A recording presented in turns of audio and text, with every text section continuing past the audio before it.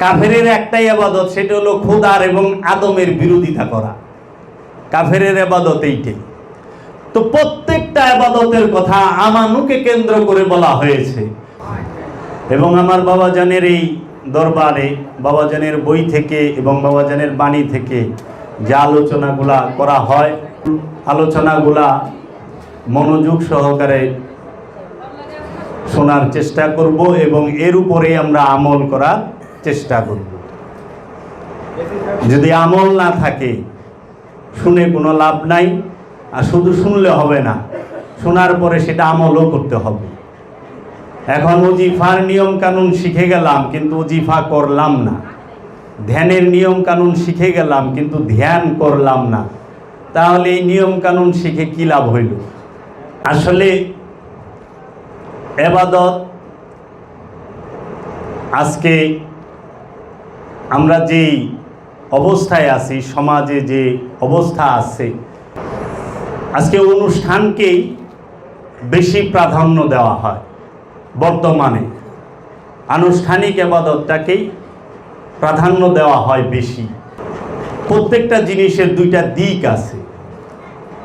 একটি হচ্ছে জাহের, জাহের মানে বাহিরের দিক, বাহ্যিক দিক। আর একটি হচ্ছে বাতেন, বাতেন মানে ভেতরের দিক।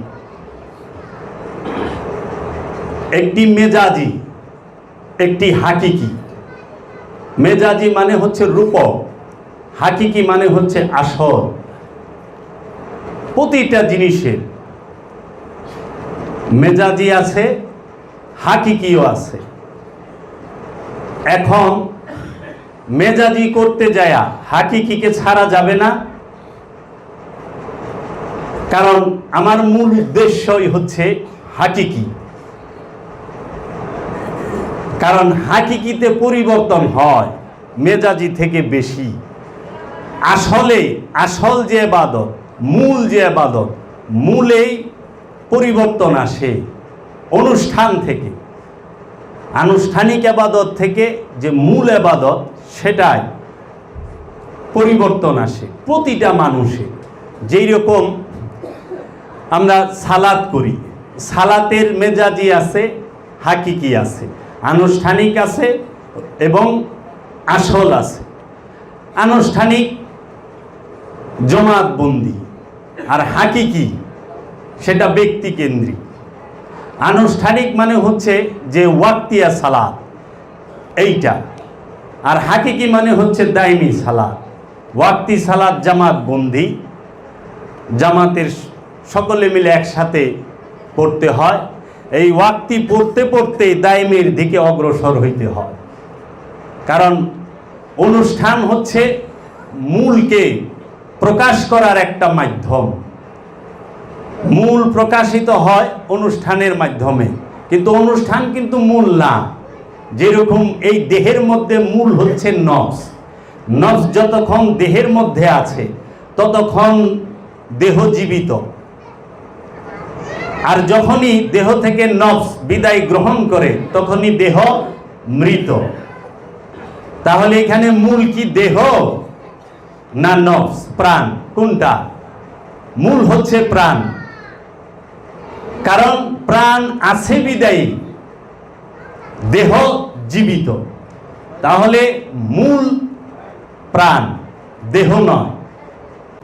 প্রাণকে পরিচয় করাইতে গেলে, প্রাণকে দেখাইতে গেলে, নফসকে পরিচয় করাইতে গেলে একটা দেহ লাগে। দেহ ছাড়া নফসকে দাঁড় করানো যায় না। প্রাণকে দাঁড় করাইতে হলেই দেহ লাগবে। যে কোনো প্রাণী, যে কোনো প্রাণের, হোক সেটা মানুষের প্রাণ নফস, হোক সেটা হাইওয়ানের নফস, হোক সেটা সাজারা গাছের উদ্ভিদের প্রাণ।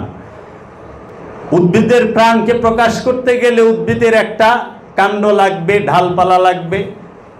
হাইওয়ানের যে জানোয়ারের যে প্রাণ নফস, যেরকম পশু পাখি, এই জীব জানোয়ারের যে নফসগুলো, এইটাকে প্রকাশ করতে গেলে তার একটা দেহ লাগবে। আর দেহের নাম অনুযায়ী নফসের নাম হয়ে যায়। নফসের কিন্তু নাম থাকে না, নাম থাকে দেহে। নফসের নাম প্রাণের নাম প্রাণী, নাম হয় দেহের।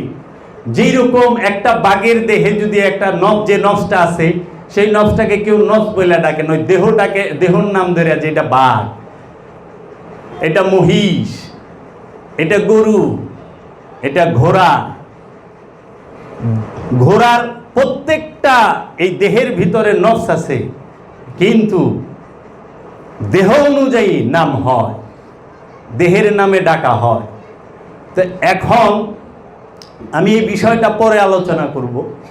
আমি যে আনুষ্ঠানিকের বিষয়টা, অনুষ্ঠানের উপরে আমরা এমনভাবে জোর দিছি, সমাজে এখন এমনভাবে জোর দেওয়া হয়েছে যে অনুষ্ঠানের ভিড়ে আসল হারিয়ে গেছে, আসলকে এখন খুঁজে পাওয়াই মুশকিল। আনুষ্ঠানিক সালাত অবশ্যই করতে হবে সাধারণের জন্য, সবাই দায়মি সালাত করতে পারবে না, সবাই দায়মি সালাত করার মতো যোগ্যতা সবার নাই। তো আমরা যে আলোচনাটা করতেছি এটা হচ্ছে নীতি নির্ধারণের আলোচনা, প্রয়োগ পদ্ধতির নয়। মূল যে জিনিসটা, সেই জিনিসটা তুলে আনার জন্য, বলার জন্যই বলতে হচ্ছে এত কথা। আনুষ্ঠানিক যে সালাতটা 5 ওয়াক্ত নামাজ,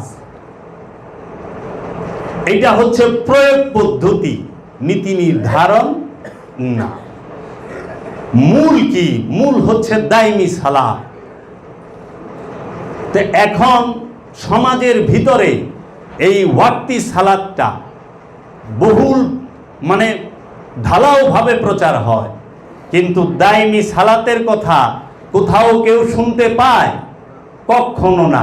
কোনো ওয়াজ মাহফিলে কখনো না, কোনো ধর্মযাজকের মুখে কখনো না, কোনো পীর সাহেবের দরবারে বলা হয় যে দায়মি সালাত বলতে একটা সালাত আছে, এই সালাতটাই মূল, এই সালাত কায়েম হলেই সে মুমিনে পরিণত হয়।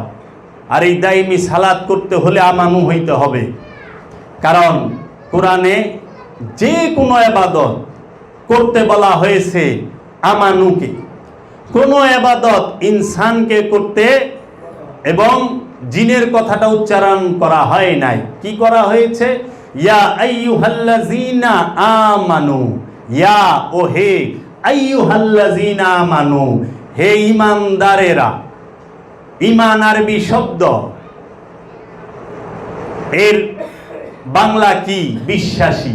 হে বিশ্বাসী, আকিমুস সালাত, সালাত কায়েম করো, ওয়াতুজ যাকাত, যাকাত আদায় করো। এইখানে কি পাইলাম? সালাত কাকে করতে বলা হচ্ছে? আমানুকে। রোজা কাকে করতে বলা হচ্ছে? যাকাত কাকে দিতে বলা হচ্ছে? আমানুকে। আমরা যে দরুদ শরীফ পড়লাম, কি পড়লাম? ইয়া আইয়ুহাল্লাযীনা আমানু সাল্লু আলাইহি ওয়া সাল্লিমু তাসলিমা। এইখানেও দেখেন, ইয়া ও হে আইয়ুহাল্লাযীনা আমানু, বিশ্বাসীরা, সাল্লু আলাইহি, বেশি বেশি দরুদ পড়ো, ওয়া এবং সাল্লিমু তাসলিমা। তাসলিম শব্দের অর্থ সশ্রদ্ধ, সম্মান ভাবে, মর্যাদাপূর্ণ ভাবে সালাম জানাইতে বলা হয়েছে।